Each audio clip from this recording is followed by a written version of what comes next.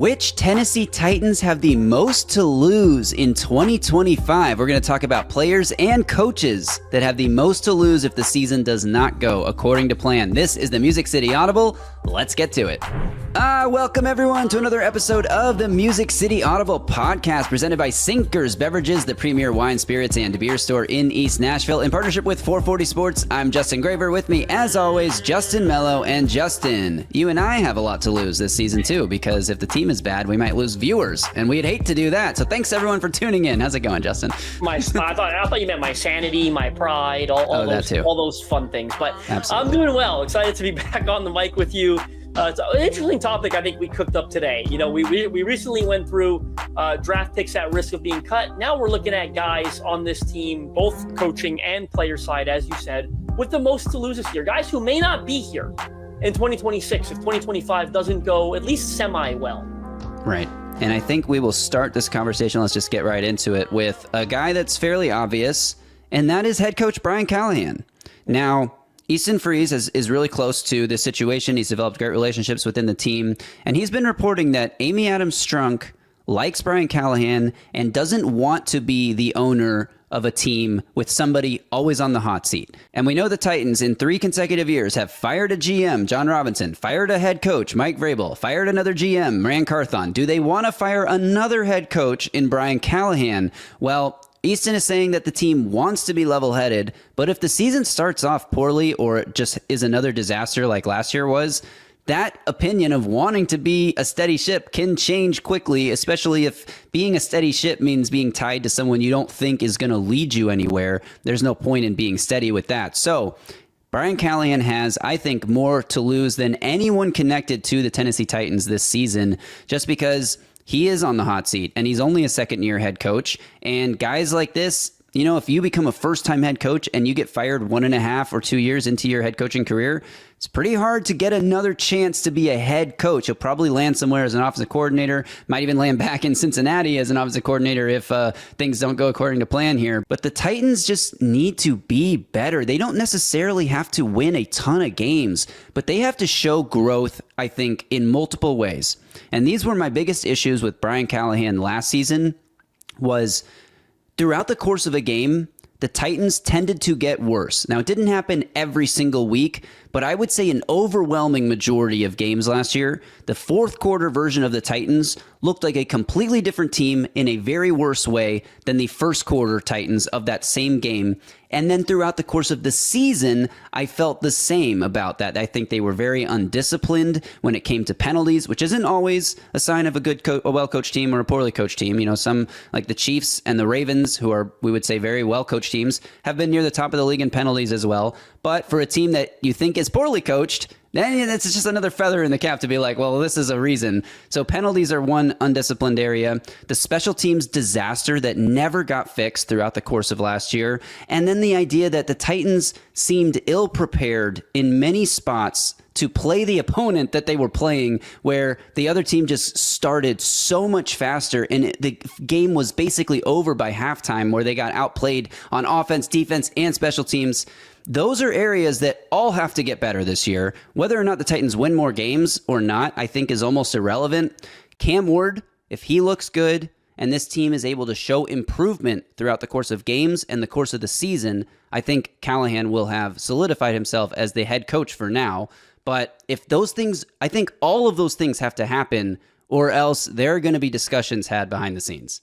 Well, I'm surprised that I'm the one doing this and not you, but I'm going to spend more time talking about Cam Ward. Because I think the Titans' definition of being level-headed here is, okay, we went 6-11, and Cam Ward had a acceptable to good rookie season, right? Like, I think that's where they're like, you know what? It wasn't great, but we won more games than we did a year ago, and our rookie quarterback looks like a starting caliber quarterback. If those two things happen, that's all that matters to me. I mean, the penalties, that's like starting slow, starting fast, whatever. I think all that stuff takes a big-time backseat. Cam Ward is going to be what drives this conversation, because they're going to say, we hired a supposed quarterback guru to be our head coach. Didn't work out with Will Levis. He couldn't get Will Levis to where we hoped he was going to get him. Now, don't hold it against them. I'm not sure anyone could have, but The fact is that partially the reason why they hired Brian Callahan was to try to develop Will Levis. That blew up in everyone's faces as bad as it could have. So now we've drafted a number one quarterback, number one overall quarterback. He's got to show some of that, what we thought the Matthew Stafford, Peyton Manning, Derek Carr, Joe Burrow resume has to show up in the development of Cam Ward. If they win 5-6 games and Cam Ward looks good, I think they are keeping Brian Callahan no matter what. If Cam Ward looks bad and they win 3 games again, they win 4 games, then I think that's where the conversation really becomes realistic that they're firing Brian Callahan. I have a question that I want to ask you, and I want to ask our listeners, or viewers on YouTube, if you're watching this. Answer this question for me in the comments, and then Justin, you answer it as well. What is the minimum number of games this team could win and Brian Callahan keep his job if Cam Ward looks good? Like if Cam Ward throws for 4,000 yards and 30 touchdowns, but they only win 3 games because they can't sack the quarterback and there's just have too many other issues and they're in shootouts every week. If they win 3 games but Cam Ward looks rookie of the year level, do you keep Brian Callahan or do you have to see more improvement, at least some improvement in the win column? I'll tell you this, not to say that your scenario is unrealistic, but it's really hard to win 3 games in the NFL. I agree. Actually, it's hard. Like if Cam Ward is good, they're not winning 3 games. They're winning 5 at least. You know what I mean? Like it's so hard to win 3 games. You got to be so freaking terrible in every aspect of football to win 3 games. So I would set that line at 5.5. That's where that line should be. Because I think if they win 5, I don't know what they do. If they win 4 or less, I think they fire Brian Callahan. I think 5 is the number, not 5.5. I think if they win only 5 games, but Cam Ward is in conversations for rookie of the year, he doesn't necessarily have to win it, but it's good enough that it's like Titans fans think he should win it, then I think they keep Brian Callahan. If it's 4 games, then Cam Ward's probably not. There's no justifiable way you can say that he should win Rookie of the Year if they only win 4 games. So I think that that's the line, and I think that that's the conversation on Brian Callahan. This is a huge year for him. He's got to prove that he is head coaching material. It's one of the biggest question marks of this Titans 2025 season. Obviously, anyone who's a rookie, and especially Cam Ward, like that's a question mark because you never know what you're going to get. But in terms of like biggest concerns you have going into the year, or I talked a few episodes ago about the intrusive thoughts that like make you think this year is going to be not as good as you hope. The number one on the list for me is Brian Callahan a bad head coach? And we will learn, I think, pretty quickly the answer to that question. We'll close the Brian Callahan conversation on this. We could overcomplicate it if we would like. We've been talking about it for a couple of minutes. Cam Ward's the only thing that matters to Brian Callahan's job security. It really is that simple, in my opinion. Like Cam Ward's fate, Brian Callahan's fate, you know what I'm going to say, is tied to Cam Ward, right? There's not a whole lot else to it. Yeah, I agree. All right, Justin, we're going to move on and talk about another very interesting name that I think has arguably as much, maybe not quite as much, but a ton to lose as well. Right after I tell the people about something we've been talking about for a few weeks now, the re-release 2025 special edition of the Titans of the South book. You can see it on my shelf here behind me. Justin has his copy there as well. And why does Justin have a copy? Well, because if you don't know it by now, Justin wrote the dang thing. This is his book. And this year, for 2025, his publisher is doing a special re-release of 1,000 copies, only 1,000 copies, illustrated, beautiful coffee table book. If you're a Titans fan, if you have a man cave or a coffee table and you're a Titans fan, you need this object in there because it's beautiful and full of great information, the history of the Oilers and the Titans. And the 2025 re-release includes a free gift of a exclusive illustrated player trading card of the Titans' new quarterback. It also includes an update because this book came out before the 2024 season, includes a 2024 season update, and more importantly, a 2025 off-season update where they added what we hope to be is the future of the franchise. Right now, if you go to the website, titansofthesouth.com, you can get this beautiful illustrated coffee table book for 33% off. That means it's only $20, including shipping, no extra charge for shipping, $20 anywhere in the United States of America.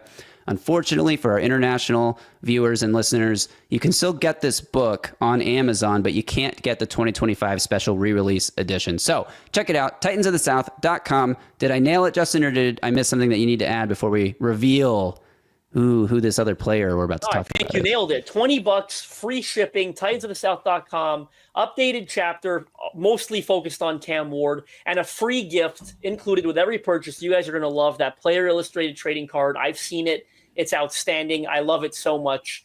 TitansOfTheSouth.com, $20 plus free shipping. All right. The other player that I think has more to lose than anyone else. I mean, I guess the player, because Brian Callahan is not a player. The player who has more to lose than anyone else on the 2025 Titans is L'Jarius Sneed. And I think this is, there's multiple factors at play here, but his health, his age, his performance last season, and most of all, his contract.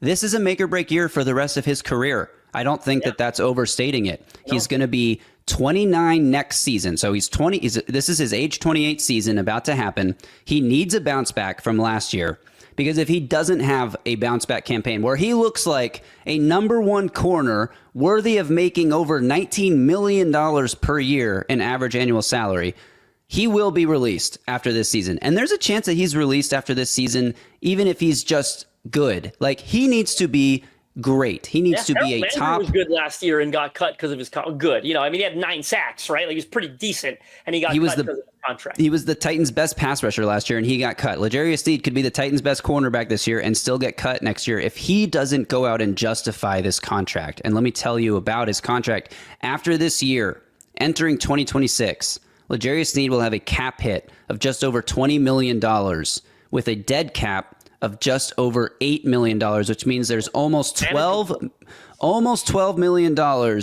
in cap savings to release L'Jarius Sneed after this year. There's a pretty good chance that happens again, regardless of how good he is, unless he is great. So L'Jarius Sneed, if he's not great this year, he is not going to have this level of contract ever again in his life, because if he's not good enough this year, he's going to go sign what Jair Alexander just signed, maybe a 1 year, $4 million with up to 6 if you're good, if you play every game type of deal. Like, this is huge for his personal life, and it's huge for the Titans, because the Titans need a cornerback one, and they traded a 3rd round pick and gave L'Jarius Sneed this massive contract to be that. He's got to prove it this year. Brian Callahan called him out. I keep talking about it at OTA's minicamp when he said, he goes, we know what his reputation is, but he hasn't been that for us, and we need to see it here. And like, I know I'm beating my head into a wall here. Like, I get it, they're going to play it smart, but I got to see some level of involvement from this guy in training camp. Like, yes, I want you to manage the knee, manage the quad, but this guy can't show up week 1 without doing nothing the entire offseason. That's ludicrous. Like, give him day on, day off. I don't care what it is. You got to give him something. Like, he's got to show up and be involved in some capacity at training camp. I don't care if it's 50% of the time. It's better than nothing. Yes, he's got a ton to lose. They are so invested in this guy. I'm sure Mike Borgonzi. It's funny, Mike Borgonzi talked Rand Carthon into making this deal when he was the Chiefs' assistant general manager. He was the one, they said, right, who mostly negotiated this deal, I think, with Chad Breaker, they said at the time. So, I bet Mike Borgonzi wishes he could have gone back and said, if I'm going to be GM of the Titans, maybe I don't talk them into doing this one. But cost him a 3rd round pick this past year. He would have had 66th overall, the first pick of the 3rd round. The Chiefs used on a pass rusher, by the way. So, this is a huge, huge year for L'Jarius Sneed. They're going to cut him next summer if he's not, pretty damn good this year. I think there's a pretty good chance he gets cut next summer, no matter what, honestly, especially with the Mike Borgonzi. I just don't have a lot of confidence. That's the only reason I agree with you. Like, I think he's got a bit more wiggle room than you're giving, but I just don't have – the reason I agree is I don't have any confidence in him right now. I agree. I think anything that he gives you this season should be taken as bonus extra, because you can't plan on having him. And the fact that Mike Borgonzi traded him away, essentially, and now is in control of this guy's destiny again. If Mike Borgonzi could find a buyer and deal L'Jarius Sneed for a 5th round pick today, I think he does it. But I think no one's going to do that right now, because you might be giving up a 5th round pick for 20 snaps at the position, if that. Like, we don't know what L'Jarius Sneed is going to give this team. And the fact that Mike Borgonzi already traded him once would make me think that he's going to look at this balance sheet and say, you're telling me you can save almost $12 million by getting rid of a guy that I've already got rid of in this kind of position before? We'll see. I do think there's a chance that he becomes the guy that we all hope, because he is still such a great fit for Denard Wilson's defense, that physical press man style of play. He's built in a lab to play in Denard Wilson's defense, but that lab had some defects when they installed the knees and the quads because it's not those parts of his body are not functioning. A, got to stay healthy, but B, don't underestimate if he's healthy, has he lost a step because of the quad and the knees, and that will play a big role in performance. Like Caleb, remember, I know it's an extreme, but Caleb Farley was unrecognizable to me from an athletic perspective after going through all the injuries because he was so damn athletic in college. I think none of that speed was there anymore. So it's actually twofold, unfortunately. It's not just health. It's also, is there any athleticism remaining when he gets healthy? The name I'm going to throw out at you is perhaps another Rand Carthon mistake, although I'm not ready to go there yet, but it's center Lloyd Cushenberry. And we'll probably keep this one a little shorter, but Lloyd Cushenberry signs that big contract last offseason to be the starting center. The quiet part, I've said it before, but we don't talk about enough, is he was just kind of okay to start the year last year. He wasn't that good. He was decent, but he wasn't living up to the contract. It was like 4 years, $50 million. He was giving them league average play at center, and then he tears his Achilles. And it's a brutal injury. It's especially brutal for a big guy. The bigger you are, the tougher it is to come back from that. They're saying all the right things. He's on track, recovery, yada, yada. We'll see at training camp. Does he start on the PUP? Is he ready to go at camp? They've showered Corey Levin with praise for the job he's done this offseason, getting them through that, the phases, OTAs, minicamp, being the starting center for a rookie quarterback.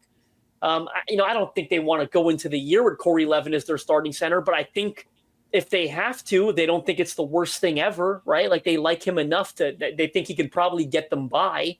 But ideally, Lloyd Cushenberry's their guy, right? But again, keep in mind, you touched on it briefly, Mike Borgonzi's done over a ton of the Rand Carthon stuff, right? Cutting Chio Awuzie, trading Kenneth Murray.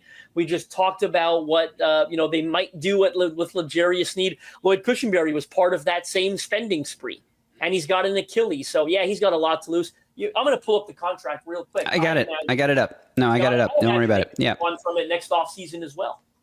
Yeah, so Lloyd Cushenberry's contract is not nearly as dire as L'Jarius Sneed. There are not almost $12 million in cap savings to be had if he is cut. But the potential out in the 4-year, $50 million contract that he signed last offseason is after this year. He will have a cap hit in 2026 of $12.5 million with cap savings of right around just over $9 million. So there's about $3.5 million to be saved if Lloyd Cushenberry is cut next offseason, which is not nothing. It's not huge, but it's not nothing. Post-June, it's probably more. The post-June, there would be more savings there. I think you'd split up because of the $4 million. I have Spotrac open, not over the cap.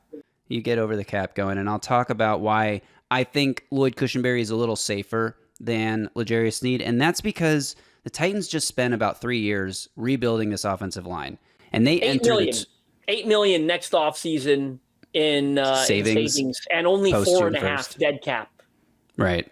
Okay, so that's interesting. But I do think that because the Titans just put all this effort, a 3-year process into rebuilding this offensive line, and the 2025 season is the first year in a long time that they don't enter the season with any glaring weakness on the line. And we'll see how good Dan Moore is. We'll see if Peter Skoronski continues the stellar play that he ended the season with, but didn't play the entire season with. We'll see if Lloyd Cushenberry bounces back from an Achilles. We'll see if Kevin Zeitler can keep up his high level of play as he ages, and we'll see what J.C. Latham looks like with his new body on the right side. It's all a we'll see situation, but there's no glaring weakness. Nope. Kevin Zeitler's on a 1-year contract. If you lose him next offseason and Lloyd Cushenberry, you're not only opening up one roster hole that you have to go fill, you're opening up 2, and especially he's going to fill one of them. You expect that, but I mean, that's still a 5th round pick that you're just a year in advance penciling in. I agree. I liked his college tape, but you know what? I liked Traylon Burke's college tape too. Okay, it doesn't always work out, is what I'm saying. I'm not saying Jackson Slater won't be good. I'm just saying you can't necessarily bank on it. Slater's going to be Traylon Burks. You can't. I bet he runs faster routes than Traylon Burks does. He might at this point. But my point is, if this offensive line plays well, if this offensive line lives up to the hope that Titans fans have for it in 2025, do you really want to then remove 2 crucial pieces next year that you have to replace? And maybe Jackson Slater is one of them, and he's already on the team, so that makes it easy. And maybe Corey Levin finally gets his chance to be a full-time starter, but I wouldn't bank on that. You feel good. No, it won't be that. But if your Jackson Slater fills one of those spots, you will feel good enough about getting a center or a guard in the draft because it's a low priority position. Like you'll feel good about your opportunity to get one in the second or third round. That can play. I mean, the Lions, their starting center is Tate Ratledge now because of Frank Regno's retirement. Well, I don't know if they were expecting Tate Ratledge to be that guy when they drafted him, and then Frank Ragnow retires. And I think the Eagles did a really nice job transitioning when Jason Kelsey retired. Yeah. But a lot of times, Landon Dickerson, Cam Jurgens, right? Yeah. But as a Titans fan specifically, I always think about what Kevin Mawai did for this offensive line when he came in at the end of his career and was that anchor Hall of leader. Famer. I understand, but that position, being a veteran, and Ben Jones in the same situation. Ben Jones obviously not a Hall of Famer, but played 4 years in Houston, similar to what Cushenberry did, and then came to the Titans and got another contract with the Titans, and then I think maybe got another very short contract with the Titans, even 3 contracts in total for sure. That steadying presence at center specifically, this is a position that can age a lot better than L'Jarius Sneed's age 29 season next year. Lloyd Cushenberry, same age. He'll be 28 for the 2025 season and 29 going into next year. That's prime center time. That's not end, that's end of a cornerback's career. That's the prime for your center, and especially with the mental aspect of playing the center position, calling out protections, communicating to the rest of the offensive line, and understanding, how the blocking scheme fits into the route concepts. And I remember Taylor Lewan telling a story about Ben Jones that, Mariota or Tannehill or somebody would make a call in the huddle and Lewan would understand, I know my pass protection assignment on this play, but I don't know what the play is. And then Ben Jones would turn to the line and say, guys, if we hold our block an extra half second on this one, it's a touchdown. And that extra leadership and motivation that comes from the center. And I think that Lloyd Cushenberry has the potential to be that kind of guy. So I agree he does have a lot to lose this year, because if the Achilles just sapped him of his abilities to anchor and play this position at a high level, then it's pretty much curtains for him, maybe his career as a starter, definitely in Tennessee. But if he is able to come back from that and prove that he's the anchor, the pivot of this line, then it could set him up for another contract in Tennessee and a guy that, helps create some continuity on the offensive line, on what could be a good offensive line for the first time in a really long time in Nashville. Well, that's why this episode's called Most to Lose. I think he's a potential cut candidate next year. And I hope it works out, obviously. I'm just not as confident as you are. I don't think he was playing that well last year when he came. New system, new scheme, everything new, right? For him as a free agent signing, but then the Achilles sometimes it's a kiss of death, man. It's brutal. So I'm not saying it's curtains yet. I'm just saying I think I'm a bit more worried than you are. Yeah, I don't know that I'm actually as confident as I sound. I think what I'm trying to express is that it would be really, really good for this team. It'd be good if everyone on this list. If they didn't have to replace the center next year. Okay, let's throw out another name. You got one, or you want me to throw one out? I'll throw out. We got two names left. I don't think either conversation is going to be as long as the first three were. I'll throw out Tyjae Spears. I think last year was a huge disappointment for him. Couldn't stay healthy. Couldn't stay on the field at all. That put Tony Pollard in a workhorse role. Tony Pollard rushes for 1,000 yards. He's hurt near the end of the year, but he still has to kind of keep playing because they feel like they've got nothing else. And he was trying to hit his contract incentives. Let's be honest about that. But yeah, you almost forget how fun Tyjae Spears was as a rookie, to be honest with you. He had Derrick Henry in front of him as a rookie, and he was so dynamic with his opportunities, electric with the ball in his hands. They replaced Henry with Pollard last year. It's a bit of a downgrade, obviously. You expect him to form a 1-2 punch with Tony Pollard, and it just doesn't happen because he can't stay on the field at all. Remember, he had injury concerns coming out of the draft, right? So it's he's got a lot to lose, because I think if he's got a repeat of this year, then they're drafting or his replacement next year, in my opinion. They're not counting on him next year. Maybe it's Khalil Mullings, probably not. I think more likely they go into the offseason saying, hey, we need a guy that can replace Tyjae Spears, because it's been 2 years of him not staying healthy or doing anything for us. I feel like you almost forget how fun and dynamic he was as a rookie, because last year was so disappointing. Remember, next year, 2026 will be a contract year for him. If they go into that with no faith in his ability to contribute or stay healthy, then they're definitely replacing him because he's on an expired year and he hasn't done anything in 2 years. So he's got a lot to lose. It's a pretty straightforward conversation. Yeah, I think this one's a little different than the last three we talked about because each of those three people we talked about, if things don't go right, they are not even here in 2026. Right. Spears, if rookie deal, cheap. Right. But he might lose a role or be a guy that they just, like, when he's healthy, we'll play him, but we have no intention, of bringing him back. I think, like, I have no concerns about Tyjae Spears' skill level, abilities on a football field. Same. My concern is, can he stay on the football field? And the only way to find out is to play the games and see what happens. Like you said, this is a short conversation. There's not much more to discuss. It's like, can a guy finally stay healthy for a full season or healthy enough to contribute for 12, 13 games? You know, everyone gets hurt at some point and he can battle through some stuff. And if he can't battle through everything, like, that's okay. That's not what we're saying. But he's got to give him 13, 14 games, right? It can't be 8, 9, 10 games because that's where you're like, no, he didn't stay healthy. Exactly. All right. Last name. I'll throw it out there. Tight end Chig Okonkwo. I mean, this is a make or break year for him to get a second contract in Tennessee. Yeah, it's literally a contract year for him. This conversation's interesting as well because I still think he's their best pass catcher at the position on the roster. But does he start losing some reps to a Gunnar Helm, who's on the first year of a 4-year rookie deal, flashed a lot at OTAs, is way bigger, right? He's got I think 3 inches of height on Chig and is probably better suited to block in line. Like for Chig, if you're just like a specialist pass catcher and you're losing lots of snaps to a Gunnar Helm or a Josh Wiley or any other tight end that may or may not make the roster, then, first of all, you lose a lot of leverage in contract negotiations. Obviously, you're not getting the payday you think you are. I think this is a make or break year for what Chig is going to be in the NFL.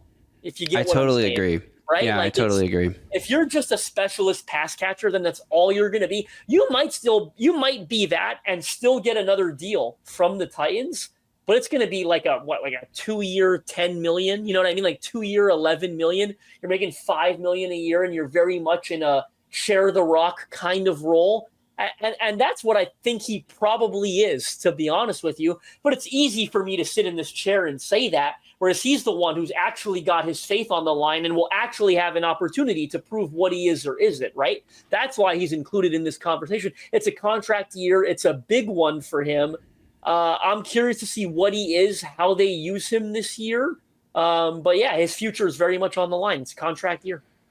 I am going to go out on a limb and say that I think his rookie season was his best season, and it wasn't his most productive season. In fact, it was his least productive of the 3 years he's been in the NFL, but he only started 8 games that year. He finished with 450 receiving yards on 46 targets. For context, he only had 29 more receiving yards last year with 24 more targets, 70 targets last year, 479 yards, 46 targets that rookie year, 450 receiving yards. And we talked about this a lot after that rookie season and throughout last season and the season after it, or before it, was he had one of the most efficient rookie seasons of all time for a tight end when it comes to yards per route run, yards per catch, yards after reception per reception. He was extremely efficient in all those metrics. And with more usage, all those things are bound to go down. But what did he have in 2022 that he didn't have in 2023 or 2024? He had consistent quarterback play. He had Ryan Tannehill the last year that Ryan Tannehill was good for the Titans. Then 2023, he had some Tannehill, bad Tannehill that turned into Levis. Last year, he had Levis and Rudolph, and then Levis again, and then Rudolph again. And he actually, I thought, closed the year playing pretty well. Even when Levis came back into the lineup, but then when Rudolph was there too, like I thought he looked better in the second half. Stats in garbage time too, right? Like they were like, that tight end who just stands at the first down marker when you're down 40 points, and like he did quite a bit of that. I guess that's true too, but I also think that Cam Ward is a quarterback that can re-unlock what that efficiency that Chig can give you, even if he is losing some snaps to Gunnar Helm and playing less, playing in a more rotational role alongside Helm. And I think, Gunnar Helm is still a day 3 rookie, like week 1, had a tough 2025. Position to play in the NFL as a rookie. Yeah. Like week 1, 2025, do we really expect Gunnar Helm to be 50-50 snap share with Chig? Probably not. Maybe. Probably not. And if it is, it's fantastic news for where Gunnar Helm is. Yeah, exactly. And I don't think it's that much of an indictment on Chig. I think it's more about Gunnar if that is how things work out. But all that to say, and maybe I'm drinking too much copium here with Cam Ward, but I think Cam Ward, I see similarities to how Miami used Elijah Arroyo and how the Titans probably want to use Chig Okonkwo. And Cam Ward is really good at throwing the seam ball. Eric Morris, the former Incarnate Word head coach and current, and then former Washington State offensive coordinator and current UNT head coach, said to you on a Zoom call, Justin, that he throws the best seam ball of any quarterback he's been around. This was Patrick Mahomes, offensive coordinator at Texas Tech, said that about Cam Ward. And Baker Mayfield's, yes. Yeah. So that's how highly that Eric Morris thinks of Cam Ward's ability to throw the seam ball. That's probably Chig's best route, in this offense, especially if they bring out the 4 verts and the switch verts stuff a lot.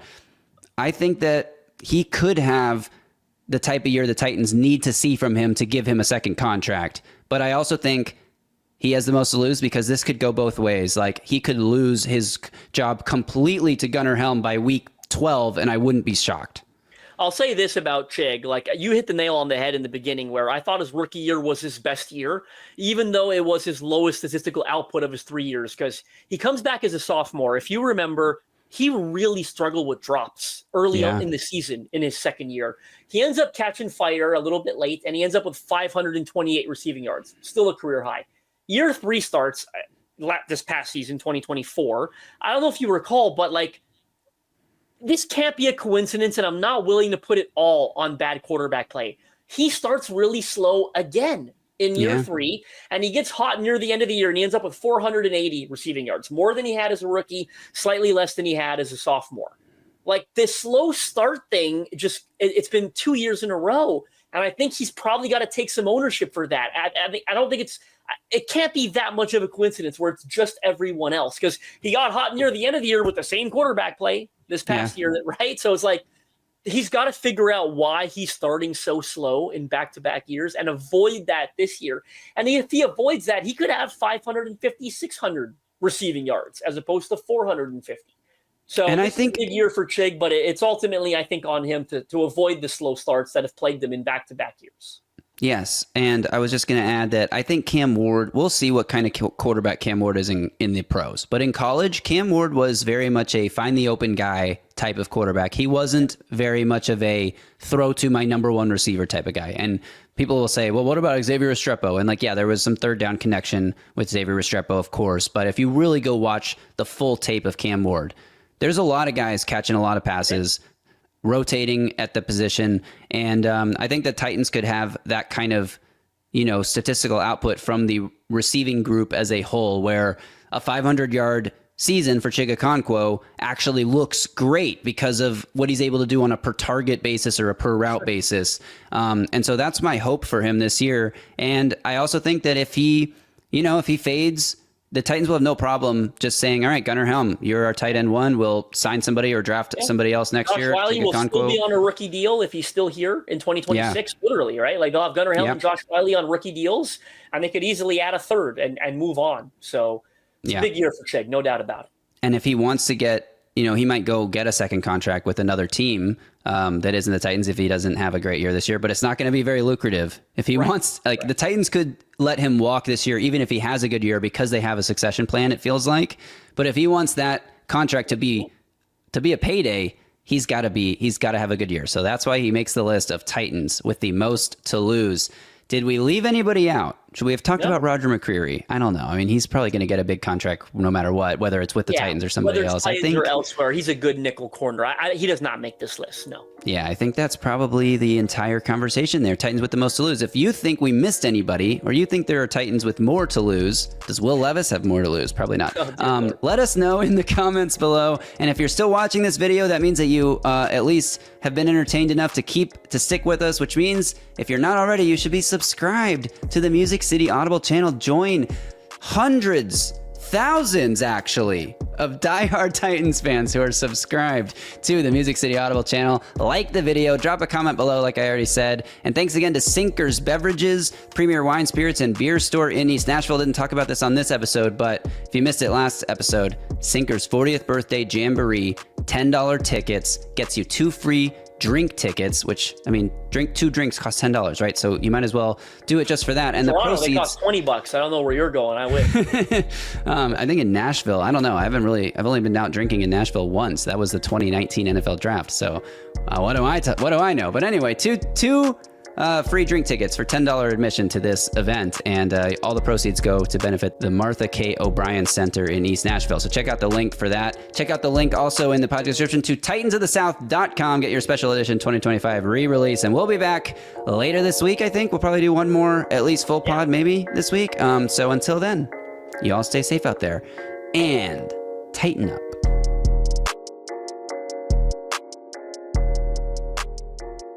A Broadway sports media production.